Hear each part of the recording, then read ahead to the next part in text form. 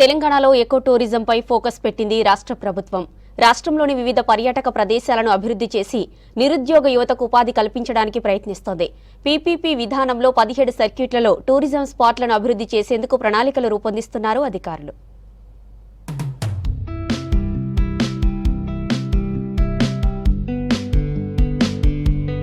రాష్ట్ర ప్రభుత్వం తెలంగాణలో ఎకో టూరిజం పాలసీ రెడీ చేసింది. ఈ ముసాయిదాకు మంత్రి కొండా సురేఖ నేతృత్వంలోని కన్సల్టివ్ కమిటీకి ఆమోద ముద్ర వేసింది. త్వరలో అమల్లోకి రానున్న ఈ ఎకో టూరిజం పాలసీ ద్వారా రాష్ట్రంలోని వివిధ పర్యాటక ప్రదేశాలను అభివృద్ధి చేసి నిరుద్యోగ యువతకు ఉపాధి కల్పించాలని సర్కారు భావిస్తోంది.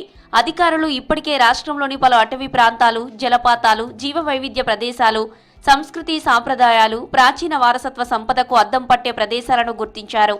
రాష్ట్ర వ్యాప్తంగా 17 సర్క్యూట్లలో 64 ఎకో టూరిజం స్పాట్లను గుర్తించారు. అడ్వెంచర్, రీక్రియేషన్, ఆధ్యాత్మిక, వారసత్వ, సినీ, wedding, nature, wild life, heritage culture వంటి అంశాలను పరిగణలోకి తీసుకుని మరికొన్ని ప్రాంతాలను కూడా టూరిజం స్పాట్లుగా అభివృద్ధి చేసే దిశగా ప్రభుత్వం ప్రణాళికలు రూపొందిస్తుంది.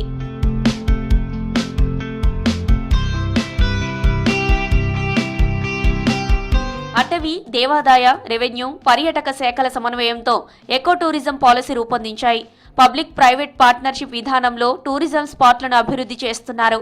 తెలంగాణ అటవీ అభివృద్ధి సంస్థ కార్పొరేషన్ సహకారంతో ఖమ్మం జిల్లాలోని కనకగిరి, వికారాబాద్ జిల్లాలోని అనంతగిరిలో 2 పర్యావరణహిత పర్యాటక ప్రదేశాలు, మెదక్ జిల్లాలో నర్సాపూర్ అర్బన్ ఫారెస్ట్ పార్క్, హైదరాబాద్లో నెహ్రూ జువాలజికల్ పార్కులో ఇప్పటికే పనులు ప్రారంభమయ్యాయి.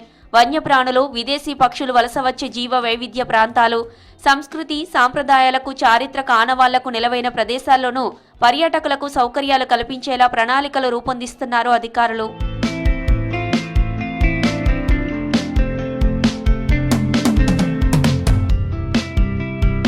లక్నవరం జలాశయంలో తాజాగా 3వ ద్వీపాన్ని అందుబాటులోకి తెచ్చారు.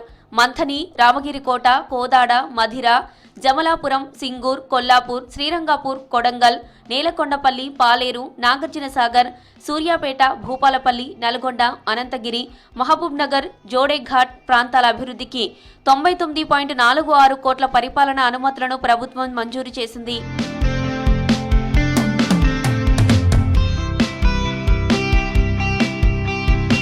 ఇక మరోవైపు కేంద్ర ఆర్థిక సాయంతో చేపట్టే పనులకు సంబంధించి రాష్ట్ర పర్యాటక శాఖ పంపిన ప్రతిపాదనలకు ఆమోదం లభించింది.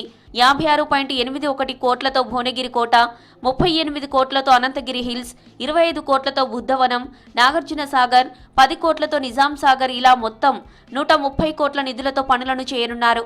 అలాగే రాష్ట్ర నలుమూలలో ఉన్న పర్యాటక ప్రాంతాలను వెడ్డింగ్ డెస్టినేషన్ కేంద్రాలుగా తీర్చిదిద్దేందుకు చర్యలు చేపట్టింది. శ్రీశైలం, సోమశిల, నాగార్జున సాగర్ వరకున్న 160 కిలోమీటర్ల మేర నల్లమల అడవుల మీదుగా ప్రవహిస్తున్న కృష్ణానదీ తీరం, దట్టమైన అడవులు, వన్యప్రాణులు, జలపాతాలను డెస్టినేషన్ కేంద్రాలుగా తీర్చిదిద్దేందుకు కసరత్తు చేస్తోంది సర్కార్.